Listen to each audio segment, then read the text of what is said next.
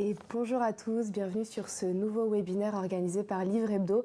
Alors bon, à 3 semaines du Festival d'Angoulême qui se tiendra du 26 au 29 janvier, on était obligés de faire un webinaire spécialisé en manga et BD, surtout avec les très beaux chiffres que les deux secteurs ont réunis cette année, avec, je le rappelle, le livre le plus vendu de l'année, qui est une BD, donc génial.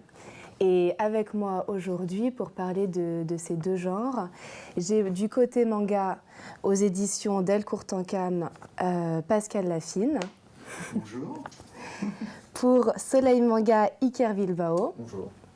Et après, du côté BD, Pierre Paquet des éditions Paquet. Bonjour. Et une libraire d'exception, Louise Fourreau de la Caverne des BD, librairie dans le 12e arrondissement de Paris. Bonjour. Et donc, on peut commencer tout de suite avec Blue Box. Et donc, c'est Pascal qui va nous en parler. Oui, alors Blue Box, c'est une bande dessinée pour les adolescents. Il faut savoir que le manga, c'est assez segmenté. En fait, il y a pour les enfants, pour les adolescents, adolescents garçons, adolescents filles, et ensuite adultes, etc. Et Blue Box, en fait, a une particularité. Donc, c'est une bande dessinée sentimentale, mais pour les garçons. Donc c'est un genre qui existe au milieu de ce qu'on appelle le shonen, où il y a plein de genres différents. Le plus connu, c'est le neketsu, qui est la BD, le manga d'aventure, des titres comme One Piece, Dragon Ball, etc. Et Blue Box rentre dans une catégorie qui est de la bande dessinée pour adolescents, mais sentimentale, avec plein de codes d'apprentissage, etc. C'est une histoire d'aventure. Alors Blue Box en particulier, j'ai choisi ce titre parce que c'est un titre qui est en cours encore au Japon et qui a énormément de succès et qu'on va sortir bientôt, et c'est une histoire d'amour entre deux jeunes sportifs, une fille qui est une petite star du volleyball et du basketball, pardon, désolé, et un garçon qui lui fait du badminton, et en gros ils vont se rapprocher petit à petit sur pas mal de volumes. Et donc après on passe sur un manga plutôt historique et culturel. Oui. L'homme qui tue à Nobunaga, en fait, aux éditions Delcourt, mais c'est global pour le manga, il y a ce qu'on appelle dans le seinen toute une partie sur de la BD un peu culturelle ou historique. Donc moi, dans le catalogue, j'ai inséré en fait une partie justement comme ça, où je fais beaucoup de mangas sur l'histoire du Japon pour donner un peu une vision un peu différente de l'histoire du Japon. Donc j'ai fait Empereur du Japon, j'ai Pilote sacrifié sur des pilotes de la Seconde Guerre mondiale. Et L'homme qui tue à Nobunaga, par exemple, typiquement, c'est l'histoire de Nobunaga qui est en gros l'un des unificateurs du Japon. C'est lui, au départ, le Japon, c'était plein de petites contrées, et lui a fait une sorte de grande guerre pour révolutionner tout ça, pour en faire un seul grand pays. Et donc, ça raconte son histoire. Sa particularité aussi, c'est que l'un de ses généraux était Yosuke, qui est le seul samouraï non japonais, c'était le samouraï noir.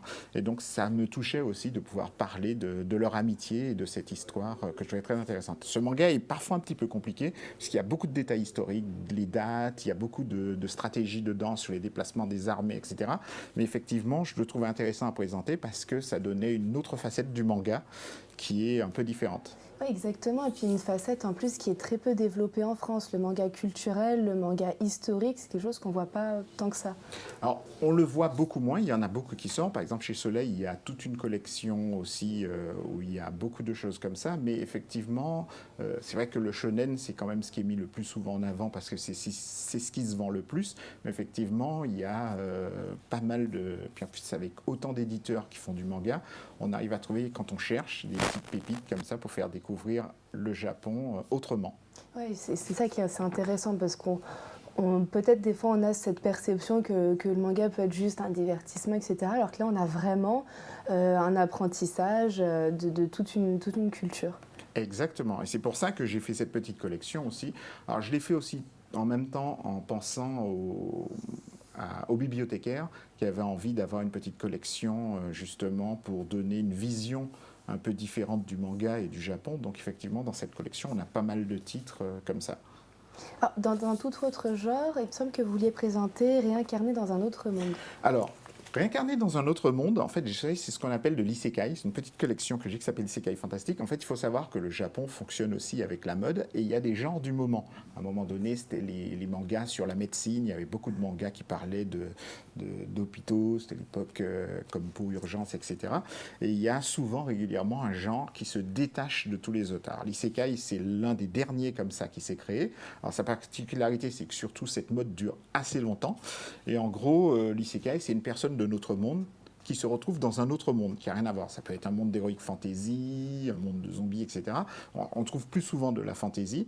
Et donc, je trouvais ça intéressant. Et réincarner dans un autre monde, en fait, généralement, les héros ou héroïnes, hein, parce que ça marche aussi avec les femmes, ont souvent à peu près la trentaine. C'est des gens qui sont établis dans leur boulot, qui s'ennuient presque parce qu'ils sont trop exploités, ils souffrent beaucoup trop, etc. Et puis, ils meurent souvent d'un accident de voiture et ils se retrouvent dans un autre monde. Et là, tout est merveilleux, tout extraordinaire, ils vont vivre plein d'aventures super, etc. Et donc on en a pas mal dans le catalogue et c'est vraiment le genre du moment. Est-ce qu'on pourrait dire que c'est un peu des marchés sur, on pourrait dire manga à flux tendu un petit peu? C'est complètement ça en fait, c'est complètement ça parce que souvent ces genres-là ne durent pas très longtemps mais c'est des genres qui fonctionnent, qui ont leur public et donc effectivement il faut savoir aussi sauter dessus. Alors l'isekai est particulier parce que ça fait un moment quand même que cette mode dure mais effectivement c'est vrai que souvent c'est les éditeurs en fait quand ils les voient passer en général c'est le truc où il faut essayer de les cumuler, les sortir rapidement parce qu'on ne sait pas combien de temps ça va durer. Ce qui est intéressant aussi dans la mode isekai, c'est que ça a une approche très multiproduit. C'est que très souvent, ces mangas-là, soit ont déjà une adaptation animée, soit vont la voir, ou sont adaptés de light novels. Donc c'est des romans facilement écrits et qui sortent à rythme très régulier. Donc c'est une approche très multiproduit sur l'isekai et qui effectivement est assez massif parce qu'elle est sur différents canaux. Par exemple, pour vous donner un ordre d'idée, dans la session, en fait, les animés, les dessins animés, il y a des sessions en fait saisonnières. Il y a une session qui commence là au mois de janvier. La moitié en fait des nouvelles séries animées, c'est des isekai ou de la fantasy. D'accord. Voilà. Ouais, ça donne un peu un ordre d'idée. Intéressant, oui. Et alors, pareil, encore une fois, rien à voir. Vous vouliez aussi nous parler du jeu de la mort. Alors, le jeu de la mort, il faut savoir que Delcourt Tonkam a une particularité comme éditeur, c'est qu'on fait surtout des mangas qui sont, je dirais pas adultes, mais en fait, notre tranche d'âge de départ, c'est à peu près 15 ans et au-dessus. Voilà. L'idée, c'est on a quasiment rien, on n'a rien en fait pour les enfants. En fait, on essaie toujours de toucher, d'où le côté culturel, historique, etc. Et même au niveau des shoujo, on essaie d'avoir des shoujo qui sont surtout des shoujo qui sont qui ont des sujets, des thèmes un petit peu différents. Alors celui-ci, j'ai choisi pourquoi? Parce que à la base c'était un one shot, une histoire courte sur une théorie qui s'appelle la théorie de l'attribution erronée, qui dit que deux personnes qui se trouvent dans un moment de peur, de grande peur, peuvent confondre sentiment et stress. Et donc du coup, c'est l'application en fait de ces théories où deux personnes qui se trouvent dans un moment de stress vont se rapprocher, mais on ne sait pas réellement si c'est de l'amour ou c'est juste ce stress qui les a attirés. Et donc, ce shoujo est assez particulier pour ça. Et c'est pour ça que je trouvais ça intéressant de le présenter, parce qu'il y avait ce côté, justement, complètement différent des autres. Mais de toute façon, dans les shoujo qu'on fait dans le catalogue Delcourt Tonkam, c'est toujours ça. Que ça soit depuis Nana, Fruit Basket, jusqu'à aujourd'hui, on essaie toujours de trouver des sujets pour les shoujo qui sont un peu différents, sachant qu'il y a quand même beaucoup de shoujo qui sortent. C'est la différence des shonen où il y a toujours des quantité astronomique de volume. Les shoujo, c'est très rare que ça dure longtemps. Alors des shoujo qui comptent 30 volumes, il n'y en a pas énormément. En général, c'est maximum 20 volumes. Donc c'est aussi pour ça que les shoujo sont moins visibles, parce que par rapport à des séries comme Jojo Bizarre Aventure qui compte 100 et quelques volumes, ou One Piece qui a dépassé les 100, les shoujo, c'est toujours des histoires courtes avec un début, une fin, qui se séparent alors pour moi, alors ça c'est un point de vue qui est complètement personnel, qui se séparent en deux parties, le shoujo collégienne, le shoujo lycéenne. Dans le shoujo collégienne, la finalité, c'est le bisou à la fin. Alors que le shoujo lycéenne, c'est bien sûr finir coller l'un contre l'autre. Voilà, bon, ouais. Et donc, c'est plus sur ce type de shoujo que je suis qui raconte. Oui, c'est effectivement, c'est intéressant cette notion de tranche d'âge, parce que par rapport à d'autres genres littéraires, d'autres genres pourtant qui peuvent être aussi pour filles, pour garçons, pour plus jeunes, pour plus anciens. Là, on a vraiment des livres qui sont adaptés à des tranches d'âge, avec des histoires qui parfois vraiment ne vont pas pour les plus d'eux ou les moins d'eux. Mais c'est pour ça qu'il faut faire très attention quand on prend un manga, parce que tous les mangas ne sont pas faits pour tout le monde. Oui. En fait, le manga, c'est le genre qui est le plus varié. Comme je disais au début, il y a des tranches d'âge, des styles de personnes, mais il y a aussi des sujets. Et il faut toujours faire très attention, parce que même au sein de la BD, que ce soit pour adolescents ou adolescentes, il y a des sujets bien précis. Et donc, c'est souvent mieux de se faire conseiller pour les achats, parce qu'on peut se retrouver avec un manga qu'on nous a conseillé et qui ne correspond pas du tout à ce sur quoi on voudrait tomber. Donc c'est vrai que c'est toujours important de faire attention à ça, et on ne peut pas mettre non plus n'importe quel manga entre les mains de n'importe qui. Exactement, j'imagine en plus qu'en tant que libraire, vous, c'est des questions qui reviennent souvent, non? Oui, ça me fait rire parce que d'où l'importance de lire, ou au moins les feuilleter. Le nombre de fois où au début, je conseillais des mangas et après je feuilletais, je faisais plus de 18 ans quand même. Et on avait 13.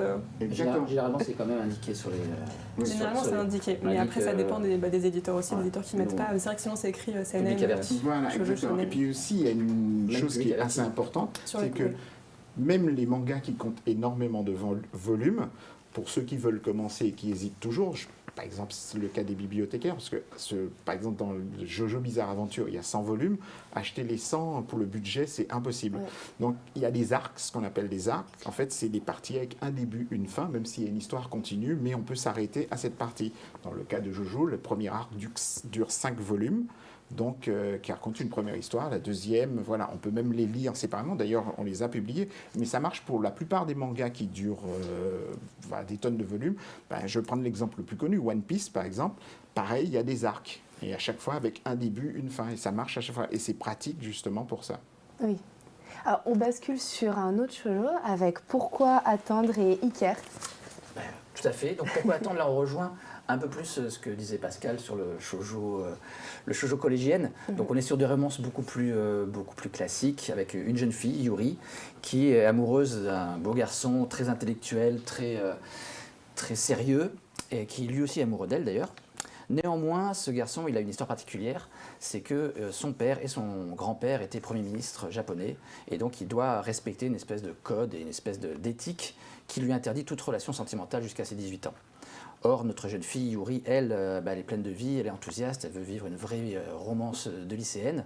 Et donc, elle va tout faire pour essayer de faire craquer son petit copain pour qu'ils puissent vivre au plein jour leur amour. Donc voilà, c'est une romance en 9 tomes. Donc comme disait Pascal, c'est vrai que le shoujo a cette habitude-là d'être plutôt court, ce qui s'explique aussi en grande partie par le fait que généralement ça démarre pour une lycéenne ou une collégienne sur un cycle de 3 ans, puisque c'est ce que dure chaque cycle. Et donc généralement, une fois qu'elles ont fini leurs études, elles sont moins attirées par des mangas. Et sachant aussi que le shoujo a cette particularité-là d'être très ancré sur une réalité. C'est-à-dire qu'un shoujo sorti il y a 10 ans, il n'y avait pas de téléphone portable, il n'y avait pas des réseaux sociaux, et ça fait très vite dater. Du coup, ils sont obligés à chaque fois de pouvoir s'adapter très vite et donc de basculer d'une série à une autre, comme ça, de façon assez régulière. Et donc, on a cette habitude-là, chez Soleil Manga, de proposer des shoujo plutôt courts à chaque fois, c'est vrai, autour d'une dizaine de tomes, mais qui permet d'enrichir notre catalogue avec des histoires plutôt légères, qui permet de mettre en avant différents personnages féminins qui ont évolué au fil des années. C'est assez intéressant quand on regarde en arrière, de voir à quel point les personnages féminins ont pu évoluer au fil des années à travers l'évolution de la société. Et donc, on a des personnages féminins de plus en plus riches, de plus en plus intéressants, avec de plus en plus de personnalités. Là où, il y a encore 15 ans, on avait des personnages plus effacés. Et au travers de ce manga-là, notamment Pourquoi attendre, on a la chance de proposer un personnage féminin très proactif, très sûr d'elle, très sûr de ce qu'elle veut. Oui, exactement, puisque c'est elle qui essaye vraiment qui crée la narration quelque part en fait. C'est vraiment elle qui crée. L'avantage du shoujo, c'est que vraiment ça met le personnage féminin en valeur et qui la met vraiment en rôle dominant. Donc c'est ce qui permet aussi de plaire à un maximum de lectorats féminins, même s'il y avait parfois ce réflexe par le passé de prendre un personnage féminin très neutre pour qu'on puisse facilement, en tant que lectrice, s'identifier au personnage. Donc on lui donne le moins possible d'aspérité pour que n'importe quelle lectrice puisse s'adapter. Et au fil du temps, elles ont préféré se projeter dans des personnages vraiment très déterminés, mais qui, quelque part, ont plus de caractère et ont davantage de perspectives d'évolution dans l'histoire. Alors, rien à voir, mais il y a aussi quelque chose dont on ne parle pas beaucoup à Soleil Manga, c'est ces licences Nintendo sur lesquelles vous êtes placés au fil des années, qui fonctionnent très bien. Et donc d'ailleurs, là, avec une nouvelle qui est arrivée il y a peu de temps. Alors, on a effectivement, depuis plus de 10 ans, eu la chance de travailler en partenariat avec Nintendo pour proposer une grande partie de leurs personnages en adaptation manga. Donc on avait commencé avec Legend of Zelda, qui est bien évidemment une licence emblématique, et on a poursuivi par la suite avec Splatoon, avec Super Mario, avec Yoshi, et dernièrement avec Animal Crossing. Donc on a publié en fin d'année dernière une première licence adaptée de l'univers Animal Crossing New Horizon, qui était Animal Crossing, le journal de l'île. Et on va poursuivre par la suite avec un diptyque en 2 tomes, Animal Crossing, le journal de la détente. Donc il sera un peu plus jeune et un peu plus pour jeunes filles. Donc c'est un petit peu différent, voilà, pour montrer un petit peu à nos bibliothécaires et libraires.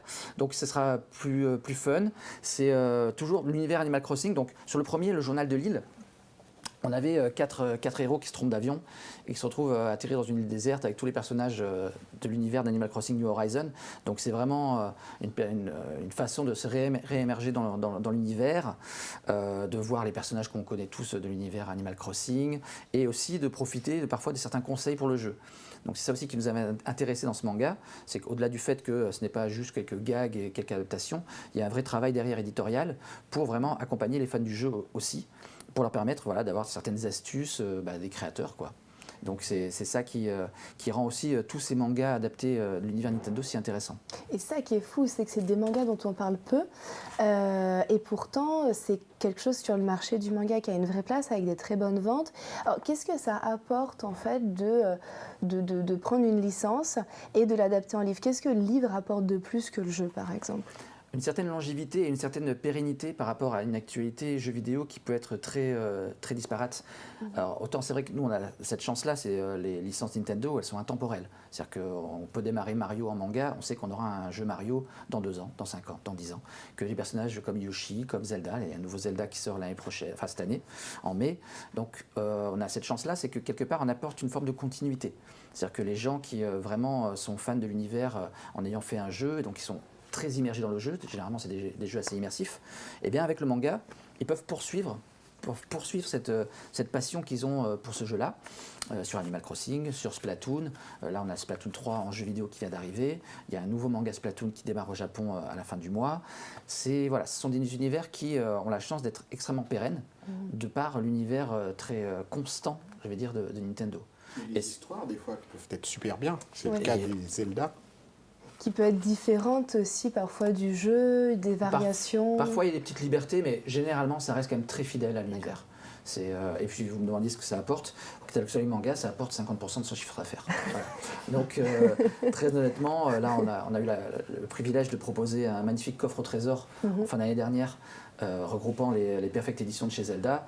Voilà, c'est le genre de vente qui fait extrêmement bien à notre catalogue. Ouais. Et ça nous permet aussi de travailler sur des licences d'autres plus titres, difficiles parfois. Oui. Exactement. Alors, autre forme d'adaptation qui, ces 2-3 dernières années, a explosé en France avec donc le webtoon qui vient directement de la Corée et qui va être adapté en France, soit diffusé classiquement, mais avec la forte présence du livre papier, qui en France souvent est adapté en livre. Vous, c'est ce que vous avez fait avec un de vos titres. Tout à fait. Donc on a eu la chance d'obtenir la licence Romantic Killer, qui a fait l'objet d'une adaptation animée sur Netflix en octobre dernier. Et donc nous l'avons proposé dans un premier temps sous son format numérique en EPUB, pas en webtoon. Néanmoins, à l'origine, il a été proposé sous le format webtoon au Japon. Donc c'est pas coréen, c'est vraiment japonais. Donc c'est vraiment un manga tout en couleur. Donc intégralement en couleur, qui comptera 4 volumes et qui nous raconte les pérégrinations d'une jeune fille totalement solitaire, qui aime les jeux vidéo, les chats et le chocolat, qui n'a aucun intérêt pour les relations amoureuses et qui, malgré elle, va être amenée à devoir, de façon un petit peu magique, être amenée à devoir séduire des beaux garçons très stéréotypés. Okay. Et ce qui rend vraiment ce titre très, très, très attachant, c'est ce côté presque parodie de shoujo, mais avec énormément de codes shoujo.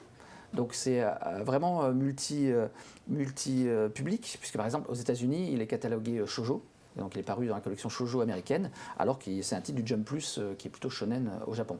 Donc c'est vraiment, même les éditeurs à travers le monde ont un peu de mal à le cataloguer, parce qu'il s'adresse vraiment à tout le monde. C'est très drôle, c'est très frais. L'apport de la couleur rend la chose encore plus dynamique. Pour ceux qui ont vu l'animé sur Netflix, ils ont déjà une idée de la série.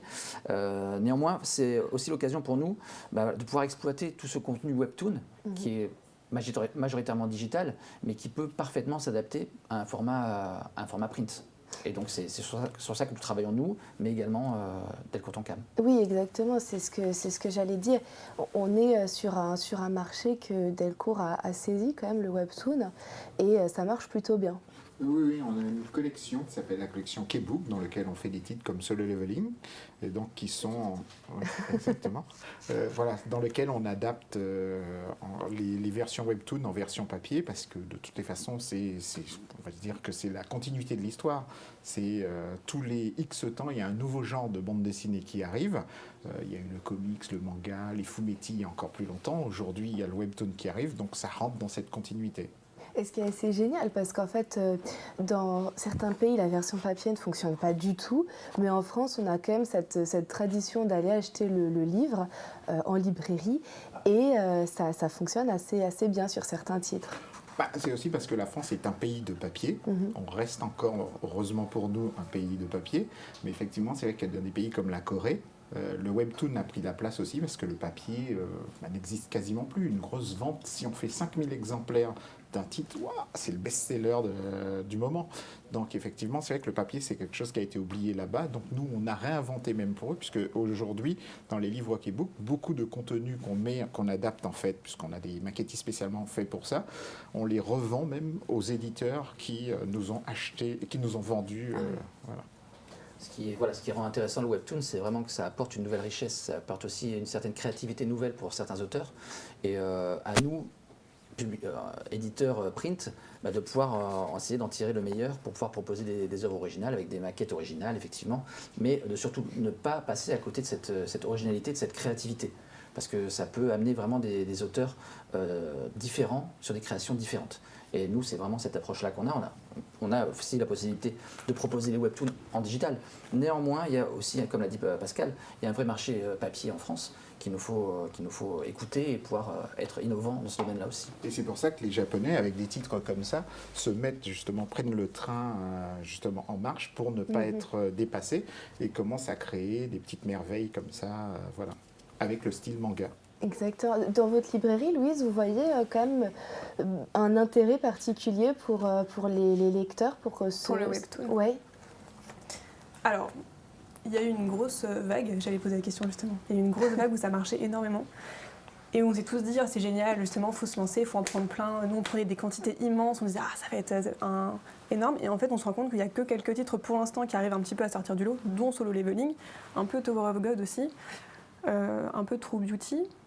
Mais en fait, même moi, au final, c'est pour ça que j'avais posé la question si ça fait partie des mangas et des titres qui vous font, vous, évoluer un peu, justement, parce que c'est des titres, pour l'instant, vous misez là-dessus, mais ça va un peu... Parce que nous, c'est peut-être que ma librairie où je me rends compte que nous, les ventes, les gens lisent sur leur téléphone, pour le coup, le webtoon. Ils vont pas acheter en Globalement, librairie. non, ça va. C'est vrai qu'il y a Solo Leveling qui est très très au-dessus. Mais comme l'a pu l'être Dragon Ball quand le manga a démarré. De toute façon, on est sur un format différent, sur un prix de vente différent, sur parfois un lectorat différent, parce que le fait que ce soit tout en couleur et en sens de lecture occidentale amène un lectorat qui parfois était plutôt réfractaire au manga. Donc on est de toute façon au démarrage. Donc il y a forcément des titres qui vont trouver leur public, d'autres pas. Et forcément, l'éditeur va être amené à être plus enthousiaste parce que c'est de la nouveauté et compter sur le libraire pour qu'il soutienne. Et pour tout le monde, c'est un démarrage. Donc il faut prendre le train en route. Le manga a mis 30 ans à être là où il est aujourd'hui. Il ne faut pas penser que le webtoon, en un an, ça fait Solo Leveling, ça fait à peine 2 ans, c'est super récent. Le manga, il ne faut pas oublier qu'au départ, c'était des formats comics, les tout premiers qui sont sortis, ça a mis quand même vachement de temps. Donc c'est normal, il faut qu'il y ait un minimum de catalogue, un minimum de titres. Et puis après, il y a la génération. Parce qu'autant le manga a sa génération qui est vieux maintenant, vieille, alors que le webtoon, c'est une nouvelle génération qui arrive et qui va s'approprier ce genre-là. Alors, rien à voir, il y a un drôle de titre que vous vouliez nous présenter aussi, moi ça me fait beaucoup rire. C'est le coup de cœur, ouais. C'est mon coup de cœur. Make the Exorcist Fall in Love. Donc un titre là aussi du catalogue Jump Plus, plutôt shonen, à la fois action et romantique, puisqu'on est sur un titre avec un prêtre, un jeune prêtre. Donc ce qui est très amusant, c'est que jusqu'à présent on ne connaît pas son nom. Donc il est toujours montré comme le jeune prêtre, qui selon son destin doit être amené à pouvoir être capable de combattre Satan. Donc il a des pouvoirs immenses. Néanmoins, il est extrêmement solitaire, il est extrêmement froid.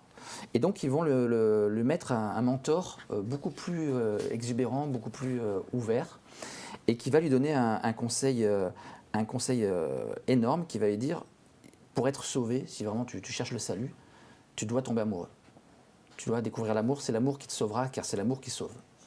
Et cet amour-là, il va le découvrir au travers d'un personnage, donc une jeune fille qui a des capacités elle aussi à travers le dessin. Elle peut prévoir, elle peut sans doute voir l'avenir ou des choses comme ça. Et donc il va devoir la protéger parce qu'elle est menacée par les forces du mal. Et donc on va découvrir tout le cheminement de ce garçon qui est assez fermé, mais qui, au premier regard, va être charmé par cette jeune femme. Et leur petit jeu va nous transporter, sachant que beaucoup de mystères entourent cette jeune femme. Son lien avec Satan lui-même est un peu flou. Et donc c'est assez... Non, c'est vraiment chouette parce qu'on a leur quotidien à eux deux où lui il est toujours dans la retenue malgré ses sentiments et elle aime bien le taquiner un petit peu. Donc il y a ce côté un peu vraiment romance classique. Et à côté de ça, on a des vraies scènes d'action puisque régulièrement des suppôts de Satan passent à l'attaque pour essayer de kidnapper la jeune femme. Et lui intervient de façon très héroïque. Donc il y a toujours cette espèce de parallèle entre lui assez gêné dans leur relation amoureuse et ce côté vraiment badass qu'il a parfois en combattant. Et c'est vraiment un titre super. Je suis très très très content de pouvoir le proposer l'été prochain en librairie, qui compte 4 tomes pour le moment et qui j'espère va se poursuivre un beau moment. C'est marrant parce que dans tous les titres, enfin pas tous les titres, mais une majorité des titres que vous avez présentés, il y a quand même quelque chose qui est frappant, c'est la place du sentiment amoureux par rapport à d'autres genres où là on a l'impression que la majorité des histoires se construisent quand même autour de ça. Est-ce que c'est quelque chose de particulièrement présent dans le manga, dans certains types de mangas? Alors Pauline, si vous me demandez si j'ai des problèmes avec le sentiment amoureux depuis mon enfance, on peut effectivement, mais ça va prendre du temps. Plus sérieusement, c'est vrai que c'est une thématique qu'on a énormément travaillé. Donc Johanna Ardaillon, qui est la coéditrice avec moi de la collection, on a effectivement énormément travaillé sur cette thématique dans les différentes sous-collections, soit seinen, shonen ou shonen. On le travaille davantage maintenant en shonen parce qu'on avait une collection shonen très faible. Mais là, on a eu Witch Watch, maintenant on a ce titre-là. Et oui, c'est une thématique qui nous plaît beaucoup parce qu'elle est très positive. Et c'est vrai qu'à travers nos mangas, on essaie quand même d'avoir le plus souvent possible des titres assez positifs, même si parfois dans le catalogue, on peut trouver des Battle Royale ou des Doro et Doro d'Aidar qui sont un peu plus sombres, on va dire. Et je dirais que la différence entre le manga et la BD française, c'est que le manga, la bande dessinée parle à la tête, le manga parle au cœur. Donc c'est souvent à travers des personnages qu'on vit des histoires, leurs sentiments, leur façon d'être, et on suit l'histoire à travers des personnages. D'accord, oui, c'est vrai que c'est quelque chose qui est quand même vraiment très, très présent. Alors, petite transition entre plusieurs éditeurs avec Louise qui nous parle de ses coups de cœur. Avec plaisir. C'était très compliqué. On m'a dit choisis des BD et des mangas. Je fais c'est vrai qu'il n'y en a pas beaucoup, donc ça va être très simple. Je parle d'un auteur que normalement j'ai plus trop besoin de présenter, mais ça me tenait à cœur quand même. Là, c'est un exemplaire japonais qu'un de mes amis libraires m'a prêté pour l'occasion, pour que vous voyez cette magnifique couverture. Voilà, donc c'est Adieu de Tatsuki Fujimoto, qui est un auteur que normalement je pense tout le monde devrait connaître, auteur de Chainsaw Man, Fire Punch, peut-être pas toi Pauline, je sais pas si Il y avait une expo à Angoulême d'ailleurs l'année dernière, magnifique. Exactement. Très très bonne expo. Et c'est un auteur qui est extrêmement connu, mais je trouve ça intéressant d'en parler, juste parce qu'il illustre bien un petit peu ce flou dans les codes que vous disiez un petit peu tous les deux, où on va un peu plus loin, on n'est pas juste sur du shoujo, sur du shonen, enfin sur du seinen. Et en fait, on mélange un petit peu tout. Et c'est hyper agréable de voir qu'il y a des auteurs contemporains qui arrivent à nous surprendre encore et qui changent un peu les codes. Et un peu comme le dernier titre que tu as montré, où ça montre un peu ça aussi. Dans Adieu Eri, du coup, c'est l'histoire d'un garçon qui s'appelle Yuta. C'est son anniversaire et voilà. Donc tout est fait comme ça en fait, comme s'il était filmé au téléphone, parce qu'il reçoit un smartphone pour son anniversaire. Et sa mère lui dit j'ai une super idée. J'aimerais bien que tu me filmes jusqu'à ce que je meure en fait. Moi c'est hyper fun ce que je vous raconte. Et en fait elle est très malade et on sait qu'elle va pas s'en sortir. Et donc lui il accepte, il la filme jusqu'à ce qu'elle meure. Il fait un montage, il monte tout ça, il montre le film en fait à toute la classe. Tout le monde rigole. Formidable. Tout le monde est hyper gêné, se dit mais c'est pas bien d'avoir fait ça. Enfin pourquoi t'as fait ça Yuta, c'est horrible. Sauf une personne, une fille qui va lui dire non. Vis ton rêve, c'était super et on va travailler ensemble pour évoluer un peu. Et c'est toute, la force de Fujimoto, c'est la vie, c'est absurde, c'est le chaos. Et comment on sort par rapport à ça ? Et je pense qu'on sera tous d'accord, c'est par l'art, entre autres.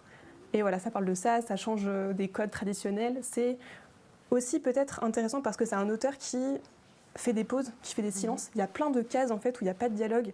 Et c'est hyper agréable parce que c'est aussi au lecteur, on ne va pas lui dire pense ça, il y a une morale et c'est ça la morale. C'est on te laisse l'opportunité de choisir en fait ta morale. Enfin moi ce que je vous dis, peut-être que vous le voyez pas d'ailleurs. Mais En fait, il manipule aussi beaucoup le lecteur, en général dans ces histoires, où le point de départ n'est pas du tout l'arrivée. Voilà. Et on ne s'attend pas du tout à... On pense que c'est un truc léger, des fois tout simple, facile à lire. Et en fait, on se rend compte petit à petit qu'on se fait manipuler et qu'en fait, il nous amène... un sous-texte, en fait. Et il le fait très bien avec Look Back, le Oh, dernier. mais Chainsaw Man aussi, hein. Ouais. Quand on prend l'arc des 10 premiers... Où est-ce que ça va, Les 10 premiers, en fait, si on prend juste... C'est un peu comme Death Note, où je dis qu'il faut toujours lire les 7 premiers, parce que... S'arrêter là. Voilà, s'arrêter là. Chainsaw Man, c'est On pareil, est les tous 10 d'accord. premiers, c'est... Le point de départ et le point d'arrivée n'ont rien à voir, c'est le 6e sens. Je suis tout à fait d'accord. Bon, et pour compenser le fait que je parle d'un auteur très connu, que tout le monde connaît, on va changer un peu. Voilà, Soloist in a Cage. L'auteur, c'est Shiro Moriya. Premier manga qui sera donc une série en 3 tomes. Et j'aime bien les séries courtes. C'est un peu ce qu'on disait aussi. Moi, je trouve ça... Moi, quand il y a 100 tomes, au bout d'un moment, j'en ai marre. Faut lire les arcs. C'est pour ça que j'étais hyper attentive. J'ai fait ok, très bien, je vais tenter, on va voir ce qui se passe. Mais moi, j'ai pas du tout fait Jojo ni One Piece parce que manque de temps en librairie. Puis vous savez que la production est quand même immense. Donc, de quoi ça parle ? C'est l'histoire d'une fille qui s'appelle Chloé. C'est hyper gai aussi, vous allez voir, c'est formidable. Donc, Chloé, elle a une vie incroyable puisqu'elle vit dans une cité-prison. Là où en fait sont envoyés tous les prisonniers. Vraiment que ça soit si vous avez volé une miche de pain ou que vous ayez assassiné quelqu'un. Et elle est née là-bas. En fait, ses 2 parents étaient déjà là, elle est née là-bas et elle a un petit frère qui est encore un tout petit bébé. Ses parents ont disparu, on ne sait pas ce qui s'est passé. À vrai dire, on s'en fiche un peu. Et Chloé, elle décide de faire hyper attention à son petit frère. Elle se dit, qu'est-ce que je vais faire dans la vie ? Je vais m'occuper de lui.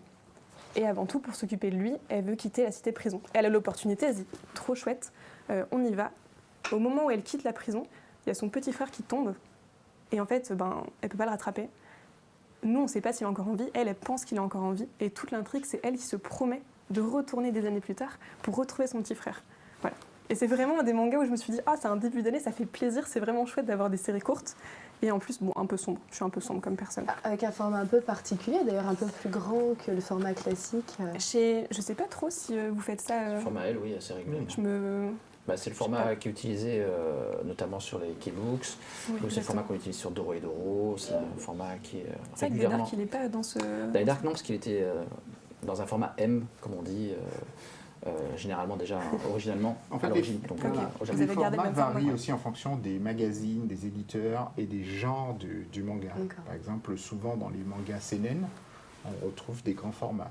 Soit c'est en général soit moyen, soit grand, alors que le shonen, c'est souvent des petits formats. Parce que de toute façon, ça serait plus cher. Et vu que c'est un public plus jeune, j'imagine que ça se joue, non ? Encore une fois, très souvent, on s'adapte au format japonais. Parce que le matériel qu'on reçoit fait qu'il faut s'adapter aussi. Et on n'a pas toujours toute l'attitude d'adaptation de format. Mais c'est pas toujours lié au public, c'est parfois lié juste au format d'origine. Parce que, pour le coup, Dark, il est plus cher alors qu'il est en format M, parce qu'il y a une fabrication particulière. Oui, ça j'avais vu.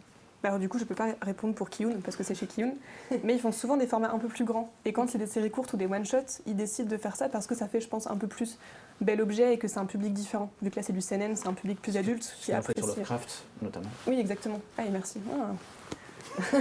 J'y avais pas pensé. Et puis ça permet de vendre plus cher. Oui, mais c'est pas toujours le but.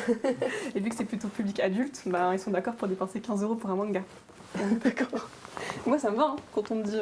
Moi, Tout le monde s'y retrouve. Ouais, exactement. Heureusement qu'on est entre nous, parce que sinon... Donc là, on change de genre quand même, on passe à la BD. Oui, je me suis dit quand même qu'on pouvait un peu parler de bande dessinée. Bien Oui, sûr. ce serait bien, ouais. Je pense à toi.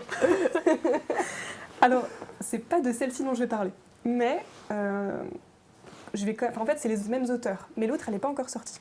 Je crois qu'elle sort, je l'avais noté, le 27 janvier. Ça s'appelle Mademoiselle Sophie ou la fable du lion et de l'hippopotame.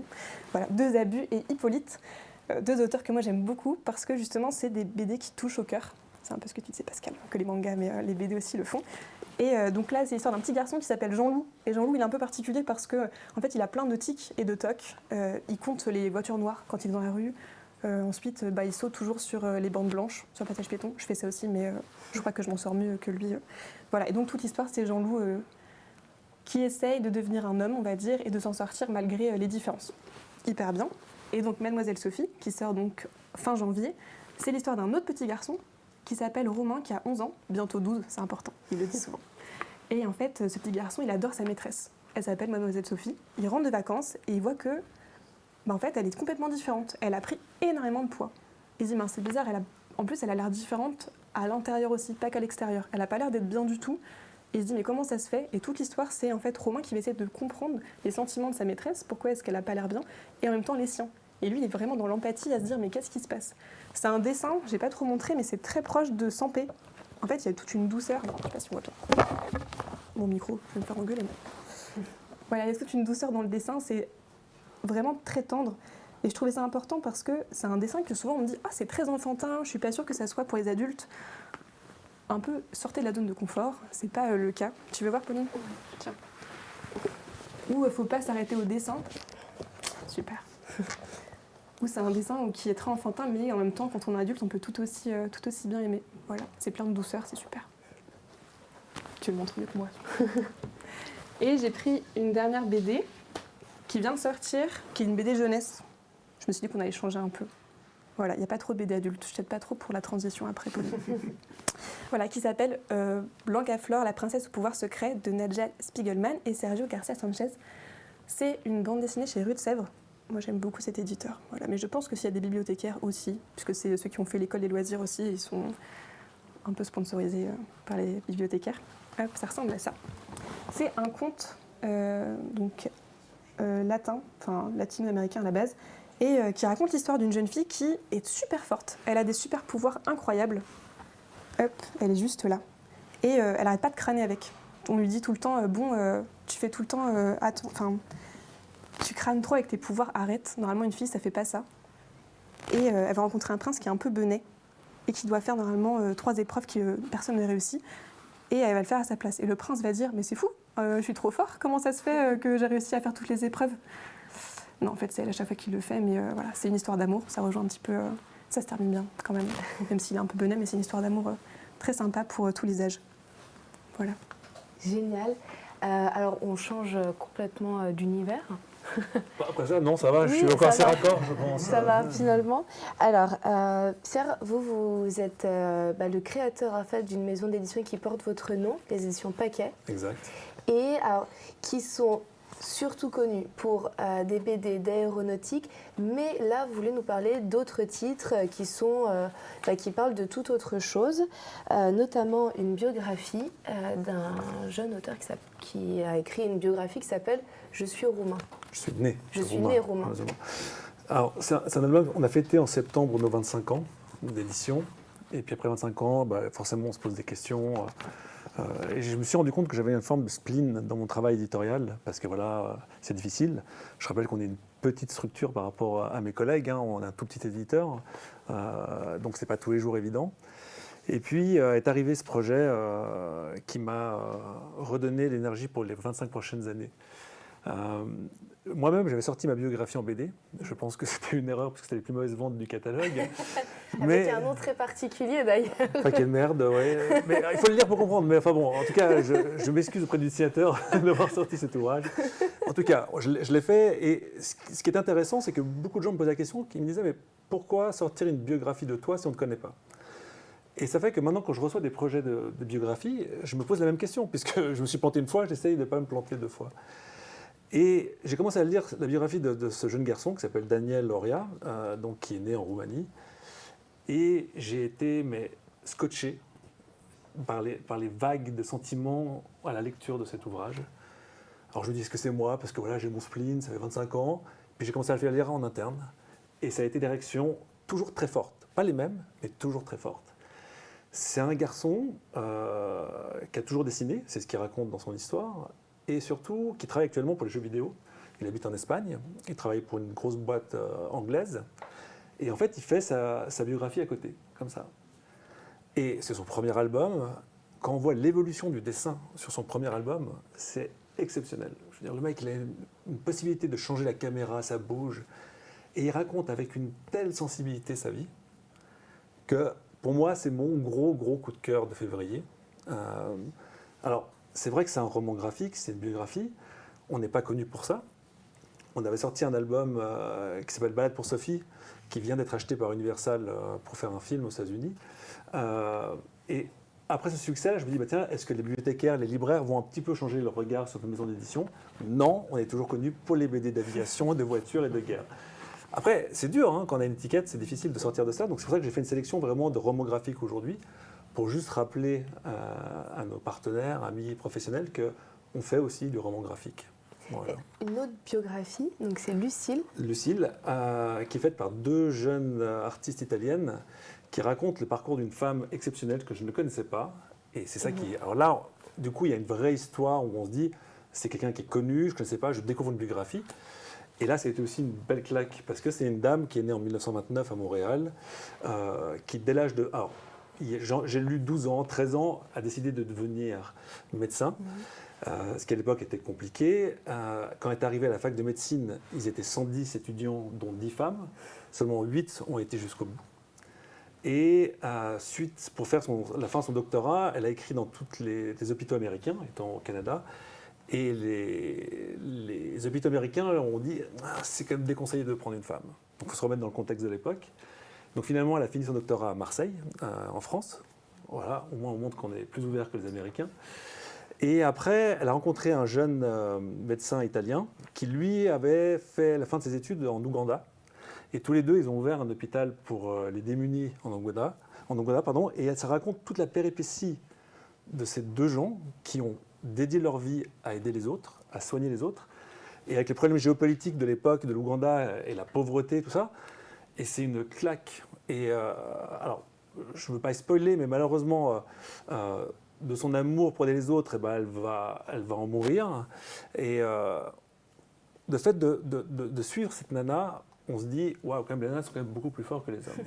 Ça, je veux dire que c'était quand même mon rappel de se dire, je suis content. C'est fait par 2 dessinatrices, enfin une scénariste, une dessinatrice.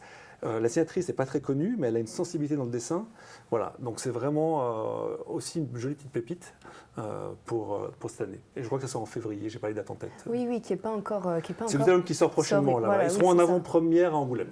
Voilà, ça c'est l'info du jour.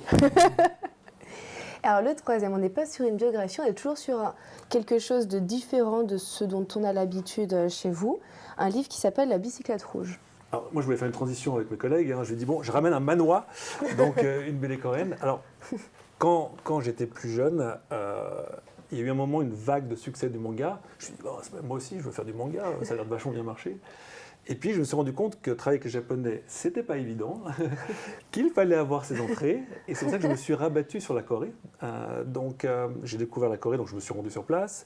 On a commencé à publier pas mal de manhwas, dont Kim Dong-hwa, qui est une star localement, qui est vraiment un des grands dessinateurs de ce pays, et qui avait fait cette petite merveille qui s'appelle La bicyclette rouge, qui raconte l'histoire d'un postier, et qui se trimballe avec sa sacoche et son vélo dans les villages pour amener le courrier aux personnes.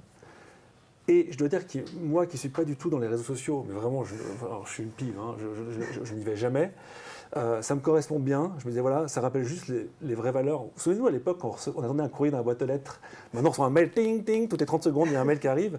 Mais voilà, ça remet juste cette importance de pouvoir communiquer calmement entre nous. Donc c'est beaucoup de poésie. C'est des petites histoires courtes de 6 à 10 pages à peu près. Et il y a 4 tomes qui représentent les 4 saisons de l'année. Et je sais qu'il y a eu une animation en Corée qui a été faite. À l'époque, parce qu'on l'avait publié en 2012, je crois, il y avait des gens qui avaient fait une pièce de théâtre adaptée de La bicyclette rouge. Et c'est tout public. Moi, je fais autant le lire à mes enfants qu'aux grands-parents, parce que voilà, c'est... Et puis en plus, ça se lit vite. C'est juste à chaque fois une petite source de fraîcheur. sur les valeurs humaines, sur la poésie, la sensibilité. Et donc voilà, donc on a vraiment, si vous ne savez pas quoi offrir à des gens, vous faire lire, c'est vraiment, je pense, quelque chose qui touche à la fois l'asiatique, enfin l'univers asiatique que l'européen. C'est vraiment une très très très belle série. Un format un peu particulier puisque c'est une BD de nouvelles quelque part. Et puis il a un dessin qui est très minimaliste, un peu simpliste peut-être, mais que moi je trouve très beau, qui fait que, je rebondis un peu sur ce que vous disiez tout à l'heure, c'est vrai que en librairie, parfois, on tend une BD à quelqu'un, il regarde le dessin, il fait « Ah non, non ». Je dis « Ah, mais force-toi un peu, l'histoire, elle est bien et tout ». Et quand on arrive à vendre une BD à quelqu'un qui était vraiment réticent au dessin et qui revient et qui fait « Ah, merci », bah voilà, c'est ça. Alors parfois, peut-être que le dessin de Kim Dong-hwa peut paraître naïf et du coup peut rebuter certaines personnes, mais moi je ne crois pas, c'est qu'au contraire, notre boulot, c'est pousser les gens à lire des choses. Et surtout pas que par le dessin, c'est justement par l'histoire, parce qu'il y a tellement d'albums, mais parfois, ce qui parfois manque, je pense, parfois dans l'édition, ça s'est un peu amélioré ces dernières années, c'est le scénario parfois qui est un peu plus light par rapport à des gens qui dessinent extrêmement bien. Ah, mais régulièrement, les dessins sont magnifiques d'ailleurs, mais on n'est pas forcément... C'est très vite. Exactement, moi je suis tout à fait L'histoire, d'accord. c'est bien, mais très vite. Alors, autre secteur aussi sur lequel on vous attend pas d'habitude, c'est la BD jeunesse. Oui. Alors, j'ai toujours tendance à rappeler cette petite anecdote, mais notre premier succès, parce que quand on a commencé, j'ai pris les livres sous le bras et je suis venu à Paris, et j'étais dans une librairie, et il fallait ouvrir un compte, donc je vais voir, et je montre mon livre jeunesse qui s'appelle Victor qui pète. Et la nana m'a passé un savon en disant « Mais écoutez, monsieur, la jeunesse, le livre c'est sérieux, faire des proutes pour les enfants, ça fera rire personne ». Puis alors moi j'essaie de me défendre un peu, je suis « Non, mais écoutez, il y a quand même une histoire derrière, c'est la tolérance, tout ça ». Et ça a été notre premier succès commercial, c'était un livre jeunesse. Donc j'avais toujours ce petit pincement en moi de dire, aujourd'hui, on ne sait pas qu'on fait de la jeunesse, et puis on n'est pas connu pour ça, donc j'avais envie de recréer vraiment un label fort qui s'appelle Source, et qui prend tous nos livres jeunesse, qui sont vraiment des livres, enfin des textes illustrés. Voilà, on a de la BD jeunesse, mais voilà, donc je vais redévelopper en 2023 Source, on a engagé un éditeur, on a plein de projets qui vont sortir, et puis voilà, ça c'est aussi un nouveau défi qui me dit, voilà, ça relance l'énergie pour les 25 prochaines années. Génial. Alors, nous on a reçu beaucoup de questions là de la part des auditeurs qui sont très nombreux. Alors, des questions précises, des questions générales, on a un petit peu de tout. Sur le manga. sur un petit peu tout. Alors, je vais commencer juste par 2-3 questions peut-être plus générales. Une question d'une documentaliste. Voilà, ça peut parler à peu près à tout le monde. Plutôt sur le manga, mais effectivement, c'est ce dont on parlait sur les tranches d'âge. Étant dans un lycée, j'écarte les mangas violents ou faisant l'apologie du sexe. Pouvez-vous préciser si ce qui est proposé ne fait pas l'apologie de la violence, blablabla? Est-ce qu'il y a des titres dont vous avez parlé où effectivement qui pouvaient être déconseillés à un jeune public? À parler de non. Non, ce qui est compliqué, c'est qu'on a chacun, je pense, une jauge d'acceptabilité dans la violence et dans la visualisation de la sexualité. C'est très compliqué, en fait, par nous-mêmes. Quelque part, ce qu'on disait là sur le public averti, très souvent, c'est l'éditeur qui prend la responsabilité, après avoir lu le titre, et qui se dit « qu'est-ce que je fais ?» Voilà, sachant que l'éditeur japonais, très souvent, ne s'accommode pas de ce genre de choses. La classification se suffit en elle-même. Et c'est vrai que là-dessus, que ce soit Pascal, moi ou Joanne Ardaillon, la coéditrice sur les mangas, on est amené à faire des choix. Parfois, c'est en raison de la thématique. Prochainement, on va sortir un manga qui s'appelle Suicide Girl, et qui, même s'il véhicule un message très positif, a, dans son contenu, des scènes de suicide et qui peuvent parfois heurter certains lecteurs. Donc naturellement, on l'a mis en public averti, même si la thématique en elle-même ne l'est pas. Mais en raison d'un risque, suivant le seuil de chacun, on prend les devants. Donc si on devait vraiment se mettre totalement safe, on va se retrouver avec quasiment la moitié du catalogue manga en public averti, parce qu'il n'est pas anodin que parfois il y ait une scène un peu érotique dans un manga qui n'a pas forcément vocation à être intégralement pour un public adulte, ou des scènes parfois d'une rare violence, qu'elle soit psychologique ou physique d'ailleurs, mais qui n'est qu'une scène, en fait, qui n'est parfois qu'un prétexte ou qu'un démarrage sur quelque chose qui l'est beaucoup moins par la suite. Donc c'est vraiment compliqué sur cette thématique-là d'être affirmatif et de dire, voilà, le seuil est là. Sachant en plus qu'un manga on a 4 volumes, tout se passe bien. Et puis, on va se retrouver avec le volume 6 où il y a 6 pages qui sont...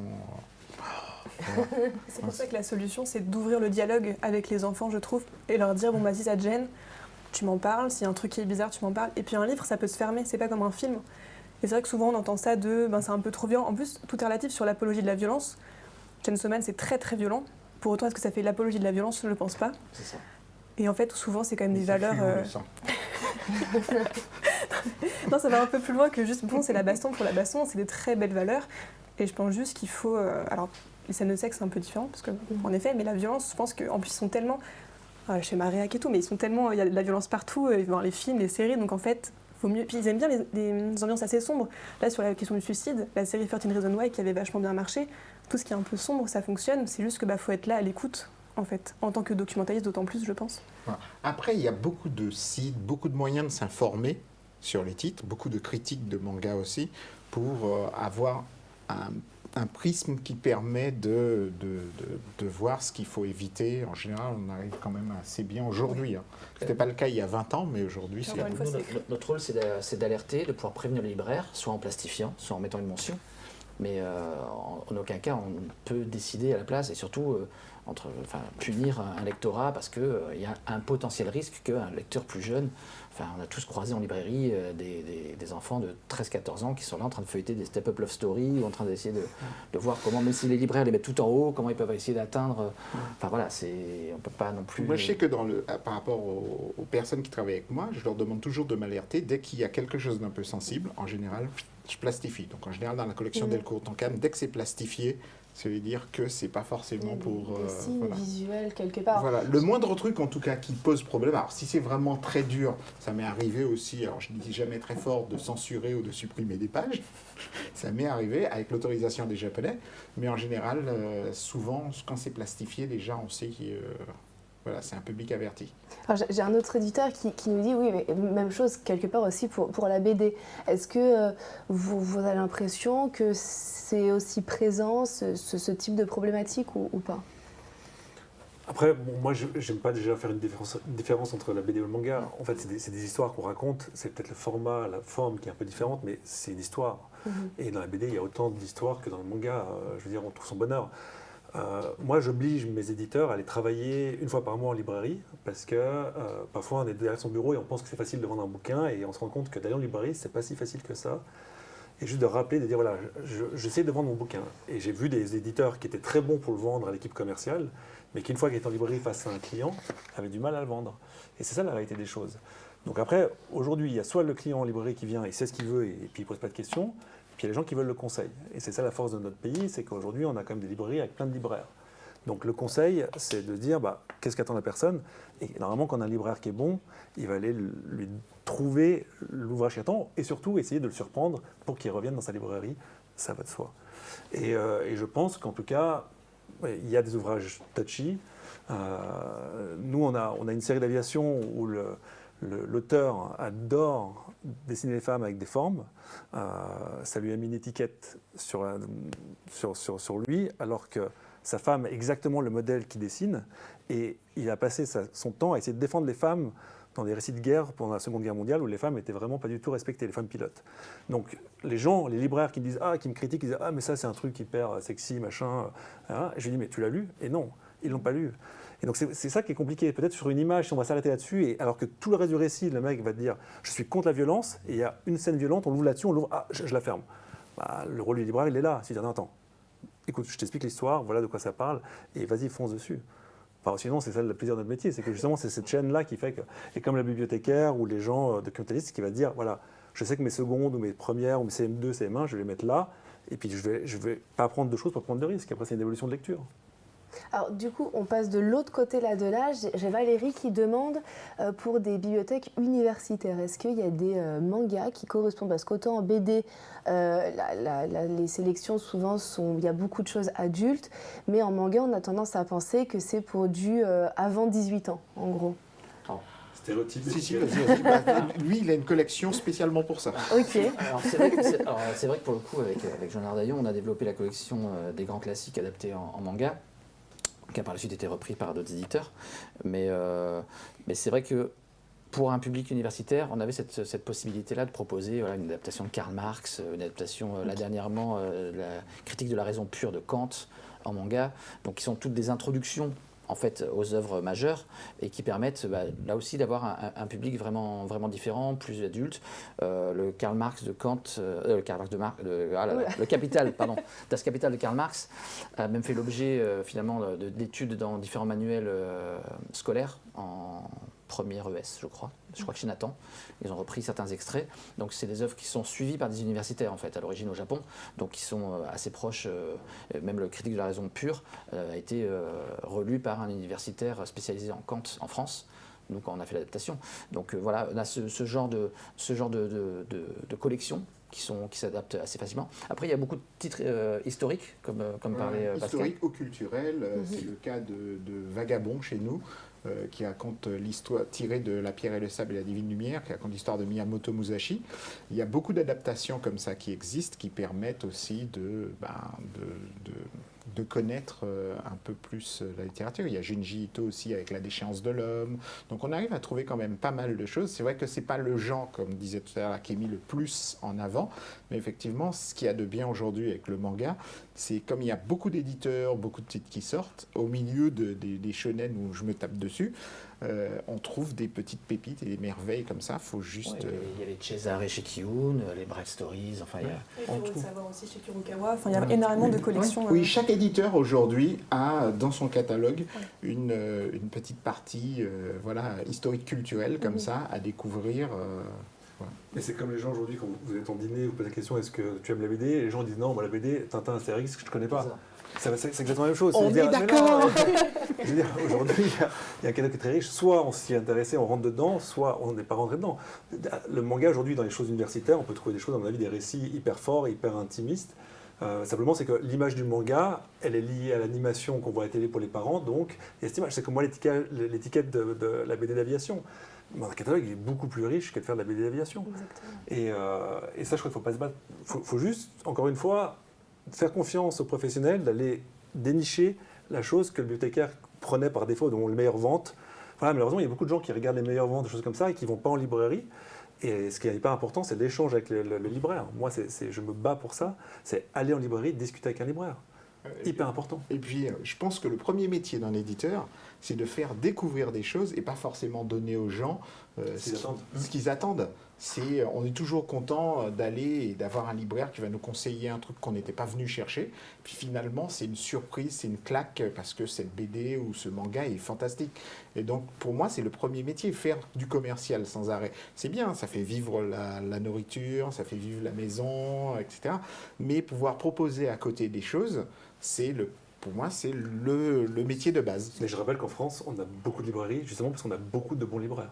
Sinon, ce ne serait pas possible. Le système, il marche parce que, vu la production actuelle, c'est qu'on a des gens qui vont aller faire des sélections, qui prennent encore le temps de lire, parce que c'est difficile, hein, on est d'accord, avec tout ce qui sort, on ne peut pas tout lire. Je lis tous les jours en librairie, bien sûr, 8h, 18h. Oui, mais le truc qui est génial, le fait qu'il y ait beaucoup de BD qui sortent, c'est aussi, c'est un peu comme quand on regarde la télé avec le streaming. Il y a des gens qui vont se dire, ouais, ça fait trop, on ne pourra pas te regarder. Mais il y a des gens qui aiment regarder tout le temps, voir tout le temps des nouvelles choses. En BD, c'est hyper frustrant quand on aime un genre ou un truc bien spécifique, et qu'il faut attendre 2 mois, 3 mois, 1 an pour attendre le volume suivant. C'est un peu ce dont je parlais avec la BD de genre à flux tendu comme l'Isekai. Ben, quand on est fan d'Isekai, il y a tellement de titres qui sortent, puisque c'est ce que les gens veulent sur le moment. On en produit. Et du coup, les gens, ils sont contents. Et puis après, une fois qu'ils ont le ventre plein, ils passent à autre chose. Ce qui est intéressant aussi, ce qu'avait dit Pierre quand il disait qu'il envoyait ses équipes en librairie. C'est vrai que nous, on profite à chaque fois de Japan Expo pour que nos équipes soient au contact directement des lecteurs. Et là aussi, très souvent, je leur demande de travailler comme libraire pour amener à conseiller, pour pouvoir voir qu'est-ce qui intéresse le lecteur, sur quoi il retient son attention, quelles sont parfois les premières lignes, qu'est-ce qui peut amener à ce que tel titre ou tel titre se vende mieux ou soit mieux mis en valeur. Même parfois pour le commercial ou le marketing, voir quels sont les éléments qui permettent d'accrocher. Là aussi, c'est intéressant parfois d'envoyer les équipes avec les tournées commerciales, quand ils vont vendre aux libraires, voir quels sont les arguments qui font que le libraire va se dire « celui-là, je te suis, celui-là, je te suis pas ». Et c'est vrai qu'il y a toute une chaîne qui est importante. Puis beaucoup de lecteurs de BD, c'est un peu une mèche qui a juste besoin de s'allumer. Et l'allumette, c'est le libraire. Donc, conseiller, il y a des gens qui viennent pour acheter un truc, ils n'avaient pas l'intention de prendre autre chose, mais quand il y a un bon libraire qui dit « Ah, mais il y a ça dans le même genre qui est super bien, etc. » Des fois, il repart avec une pile comme ça, alors qu'il était venu juste pour prendre un livre. Et c'est aussi pour ça qu'il ne faut jamais avoir peur de commander des bouquins pour un libraire, parce qu'à partir du moment où on a un bon petit vendeur, une personne adéquate à côté, il peut vendre des merveilles. Est-ce que Louise, c'est des questions qui reviennent souvent de la part des lecteurs qui viennent sur le manga ou de la BD, sur quel manga parce que j'ai tel âge ou des choses comme ça Ça arrive très souvent. Après, c'est une question de pitch aussi. Enfin, c'est vraiment ça, c'est très pertinent ce qu'a dit Pascal sur le fait que c'est le pitch. Je ne savais pas que les éditeurs envoyaient en librairie, je trouve ça hyper bien de comprendre un petit peu aussi ça, même pour nous échanger. Après, oui, des questions sur les âges, on en a tout le temps sur le manga. C'est très méconnu encore. Et d'ailleurs, ça arrive tout le temps qu'on ait des gens qui nous disent, des adultes, « Ah, bah, vous vendez pas de vrais livres, c'est que pour les enfants. » C'est formidable, j'adore ces gens-là. Mais du coup, c'est aussi notre rôle de faire de la pédagogie et de dire non, en effet, c'est pour tout le monde. Et c'est pareil avec le manga. Les mangas, c'est pas que pour les enfants, il y a aussi pour les adultes. Le manga, il n'y a pas que de la baston, c'est aussi historique. Et comme tu disais, c'est trop bête de séparer manga et BD alors que c'est juste une question d'origine à la base en plus. Mais tous ces gens qui rentrent en librairie et qui disent « Ah, vous avez que des livres pour enfants », c'est un potentiel de clients hyper grand encore. C'est ça qui est génial, c'est que ce qu'on ne se rend pas compte, c'est que si on arrive à convertir ces personnes-là, moi je le vois, des amis d'amis qui me parlent Tintin Astérix, je leur donne une BD, je dis « Tiens, lis ». Puis ils reviennent faire « Ah, j'étais surpris en bien, c'est bien les BD ». Je dis « Oui, voilà, il faut essayer ». On voit bien que ça s'étend. Le fait que Le Monde sans fin soit la première vente livre de l'année, voilà, il y a un public parce que moi, c'est des gens qui rentraient que pour ça, comme l'Arabe du futur en fait. Et c'est agréable de voir que, ok, ça prend de l'ampleur et les gens se disent « Quoi, j'ai appris quelque chose avec une bande dessinée, c'est incroyable, ça va un peu plus loin, on en discute en société, on se la pète un peu aussi, mais au moins, en tout cas, ils achètent. Et après, peut-être même qu'ils ont des mangas, qui sait, ça serait incroyable. Mais... » Alors, on prévient que les bibliothécaires sur le chat disent qu'eux aussi, ils sont dans la même situation. Donc, il y a vraiment une compréhension mutuelle. Une question un petit peu technique qui rejoint la question des arcs, qui revient de beaucoup de gens. Comment on reconnaît visuellement quand un arc commence et un arc se termine ? Est-ce qu'il y a des choses, comment on peut savoir, par exemple... Sur la couverture même, généralement, c'est rare que ce soit... Nous, on a fait un truc que je trouvais pas mal, parce qu'on avait souvent cette question-là. Au niveau du code barre, quand il y a un cycle, chose comme ça, on met toujours, si par exemple c'est en 7 tomes, et que l'arc est de 3 tomes, on met 1/3, 2/3 derrière pour savoir que ça correspond à... En tout cas, voilà, j'ai pas de frustration au tome 3 si je commence par les tomes 3. D'accord. Mais en général, comme je revenais sur les sites de BD, souvent les sites de BD le signalent aussi. Effectivement, c'est vrai qu'il n'y a pas de truc technique pour expliquer ça, mais effectivement, c'est vrai que par les couvertures, on peut le voir, et puis des fois, c'est par l'information, en fait. C'est important que l'éditeur communique auprès du libraire, parce que c'est un argument de vente. Aujourd'hui, si j'arrive dans... Ou pas. Non, mais en tout cas, c'est vrai que on sait qu'aujourd'hui, dépasser 3 volumes, je parle pour la BD, donc voilà, au-dessus de 3, les gens disent je vais attendre que ce soit fini, parce que soit j'attends l'intégrale, ou soit je vais être sûr d'avoir mon histoire complète. Et le problème du streaming comme Netflix a donné aussi cette capacité aux gens à dire j'ai tout très vite. Et alors que dans la BD, faire une BD, c'est un an de production, 8 mois, voilà, donc... à moins d'avoir beaucoup d'argent, je fais produire les 2 tomes et je les sors les 3 rapidement. Pour moi c'est compliqué. En tout cas, je suis obligé de faire encore la vieille système, c'est-à-dire un album par année sur une trilogie par exemple. C'est l'inverse, c'est moins de 3 tomes, on va se dire que c'était un échec au Japon, donc je ne vais pas investir. C'est plus pour le manga. C'est souvent le cas. C'est souvent le cas. D'accord. S'il n'y a pas déjà 5 ou 6 tomes, voire une série animée déjà annoncée, on va se dire oh là là, c'est que ça n'a pas marché au Japon. Okay. Après, le principe des arcs a été fait aussi pour éviter le problème qu'il y a avec les comics américains, où quand on commence Action Comics, on en est à 700 volumes et c'est toujours pas fini. Et on ne sait pas où commencer, où ça finit, etc. Le principe des arcs a été aussi fait pour ça. C'est faire une sorte de petite conclusion pour permettre à la fois au lecteur de souffler et à d'autres lecteurs de commencer. Après, ce qui a été fait aussi de façon très claire, c'est Dragon Ball Z, Dragon Ball GT, Super Dragon Ball. On change carrément le nom de la série, Naruto Shippuden, Boruto. Change de titre, quoi. Change de titre, voilà. Après, il y a beaucoup d'arcs où c'est totalement officieux. C'est-à-dire qu'on sait que One Piece, il y a un arc pour telle histoire, un arc pour telle histoire, mais c'est totalement officieux en fait. C'est juste l'auteur qui termine une histoire dans l'histoire. Mais en soi, dans la tomaison, ça ne change pas grand-chose. Et pour le cas, effectivement, JoJo, on n'est pas obligé d'avoir tout lu. C'est des arcs interindépendants, parce que même ils ont des noms tous différents. Mais One Piece, les arcs, il faut les faire dans l'ordre. On ne peut pas les rater. JoJo, c'est un cas particulier. C'est pour ça que je le prends en exemple. JoJo, donc, il y a plus d'une centaine de volumes. Donc, à l'origine, c'est publié de 1 à 90, etc. Sauf que nous, quand on les a publiés en France, en fait, on les a publiés séparément. Donc, on a commencé par Golden Wind, en mettant une tomaison volume 1, etc. Donc, on les a bouclés. Mais à la base, c'est une continuité en fait, de plus de 100 volumes. Il y a pour Jojo Lion, c'est particulier, il y a un vrai numéro 1, mais effectivement, c'est une continuité d'histoire. Hein. Quand on lit du numéro 1 au numéro 100, on suit l'histoire. Mais malgré tout, on peut prendre juste une partie et lire cette partie-là. C'est le talent de l'auteur. On retrouve aussi en BD sur l'Enfeust, hein, où on a fait l'Enfeust de Troie, l'Enfeust des Étoiles, l'Enfeust Odyssée. Finalement, ça reste une histoire continue, mais voilà, segmentée. Alors j'ai une question de Nadia qui sort un petit peu du manga, donc elle est plutôt sur la BD, qui demande un petit point sur la BD documentaire, qui lui semble de plus en plus éditée. Qu'est-ce que vous en pensez? Je pense que j'ai plus mis en avant dans les médias. Il y a toujours eu un petit peu, il me semble. Ça permet de légitimiser la BD. En fait, c'est surtout ça. C'est que, non mais... Pourquoi est-ce que le monde sans fin, ça a fonctionné? C'est parce que donc des gens qui se disaient la BD c'est pour les enfants, ou les geeks, ou je sais pas, ou les gens qui, je sais pas, ils sont un peu en marge, c'est ok, en fait, non, la BD, en fait, on apprend des choses. Et je pense qu'il y a un peu ce côté-là aussi, peut-être, dans la BD, peut-être pas d'aviation, je sais pas, mais en tout cas, c'est dire, bon, en fait, nous, ça peut aussi être intéressant. C'est aussi qui est important, parce que sinon, c'est pas le cas. Et donc, ils ont développé des choses, c'est vrai qu'il y en a énormément, et qui prennent des chemins de traverse un petit peu. La Bibliomule de Cordoue, qui avait été un énorme succès aussi, c'est de la BD documentaire, mais qui a pris un chemin d'aventure.